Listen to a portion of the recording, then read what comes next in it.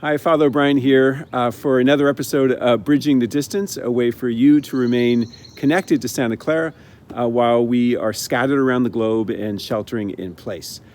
Today, our episode falls during the holy days, Passover in the Jewish tradition, and Holy Thursday, Good Friday, and Easter in the Christian tradition. And to explain the meaning of these holy days to us at Santa Clara and what we're facing together in our world today is Father Rob Scholla. Father Scholla is a member of the Jesuit community at Santa Clara. He is the faculty director in the Loyola Learning Community and is a lecturer in the Religious Studies Department. So we're very happy to have Rob here as we explore the meaning of these holy days for all of us. First, can you tell us what these holy days are about?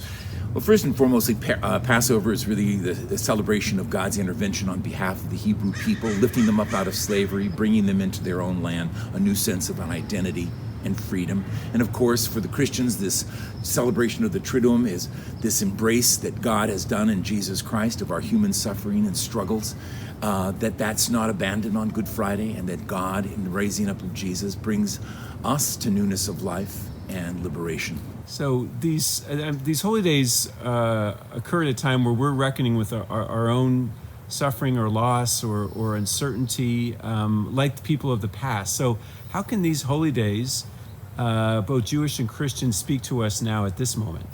Well, maybe it's kind of a twofold quick answer, in the certain sense that at once we have to take human suffering very seriously. That basically God hears the cry of the poor, that God enters into our human condition and struggles and pains, and therefore really that sense to say we too can enter in our own quiet, in our own place, into the struggles not only of ourselves, but globally, of people who are on the margins, who are struggling in ways where they have no access to medicine. At the same moment, I think it invites us really to enter into this with a sense of hope that somehow the agency of God continues to bring forth newness of life, freedom, a deeper sense of identity, so that we can move through this time, I hope, with great confidence in God's actions. And in both cases, there's a sense of journey or people accompanying other people, and God accompanying us. It seems to be an important reminder for us at this time.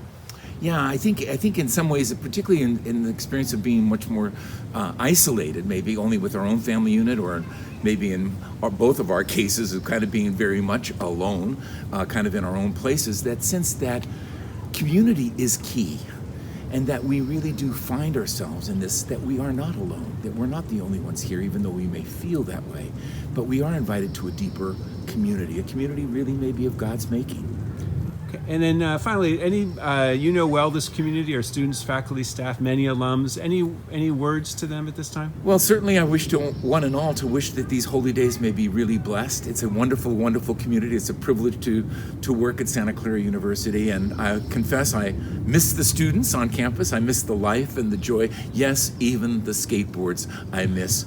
But it is a wonderful place, and we are a special community. Great. Thanks, Kevin. All right. Thanks, Rob. Really appreciate it. We're grateful to Father Scholla for joining us on this episode of Bridging the Distance. We'll see you next time. Until then, God bless and take care.